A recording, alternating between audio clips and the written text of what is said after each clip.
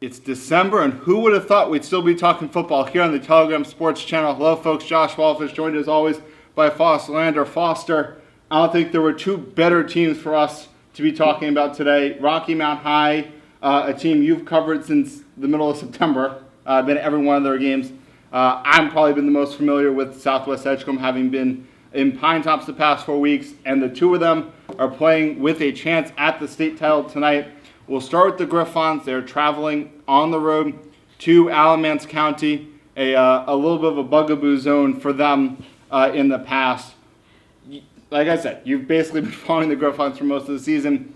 What's it going to take for Rocky Mount High to get to Kinston Stadium next week? Well, it's something that we've kind of forgotten, I feel like, this week with their exciting win last Friday. But their run, the favorable setup, playing a South Johnston team, the number 10 seed Moorhead last week as opposed to Havelock.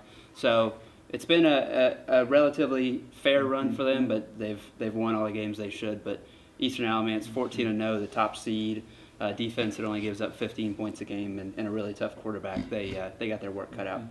Definitely. This is a team that Southern Nash struggled to compete with until very late when they kind of were able to make that game a tad bit closer.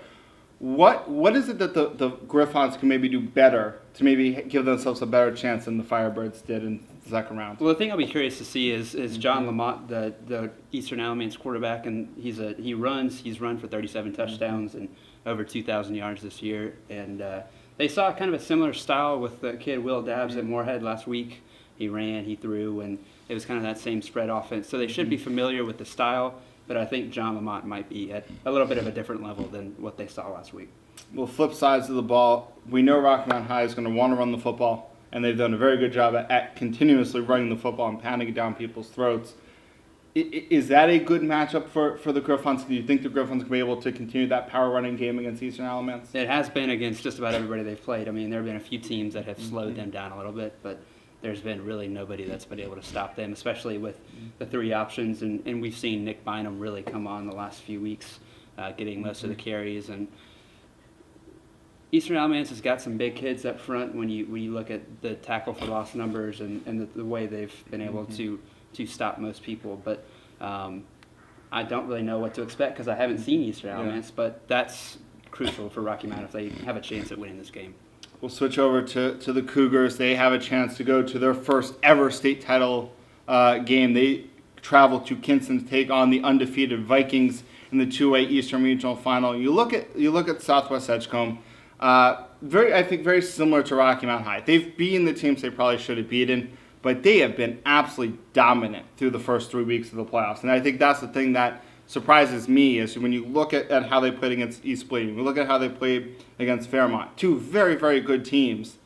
They just were dominant in both sides of the trenches. And that's something I really would not have expected when you look at the injuries that Southwest has had to endure on both of their lines. And obviously Marcus Williams is a big part of that. He's done a great job running the football. But you look at their defense, I think that's going to be the key for the Cougars tonight is I went to a Cougars practice earlier this week, and I was talking with Coach Jonathan Cobb, and I said, how similar is the offense Kinston's going to run to the offense you saw last week against Fairmont? First thing he said was, it's basically the same, but Kinston's a lot better at running it. So that's going to be the interesting thing. When you look at the Vikings, it's a team that has, I'm not going to say struggled to score because they still won the football game, but they haven't put up a lot of points the past 2 weeks in the playoffs. 18-14 over Eden Grifton, 14-13 over Elizabeth City Northeastern. So this is a team that's bringing it down to the wire, and I think if it's a close game, that could potentially help Southwest Edgecombe, I think, because they're going to have that power running game, and they're really going to be able to milk that clock and really extend drives and limit what Kinston can do offensively. Who's going to win? Who's going to lose? Give me your predictions, Foster. I don't like Rocky Mount's chances at what will be probably a sold-out Eastern Alamance, the top seed. They're 14-0 for a reason. They've done really, really well, probably more than what we expected Rocky Mount to do to even get this far. I think their run ends tonight. I think Southwest Edgecombe, I give them a little bit better of a chance, but I think both of our teams go home.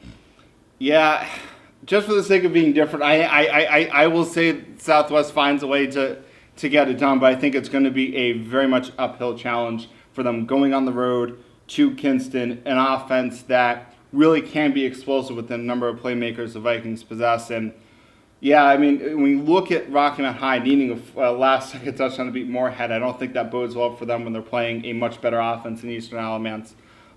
So I will be bold enough to say that the Cougars make it to Raleigh next week while the Griffons fall, but who really knows? That's why I'm excited to see everything happen. You can follow us tonight where we'll give you all the coverage live from Mebane, where Foster will be following the Griffons. I'll be in Kinston following the Cougars. So follow us at Josh Walfish. At Foster Lander. So check back in Sunday for our reports live from the Eastern Regional Finals.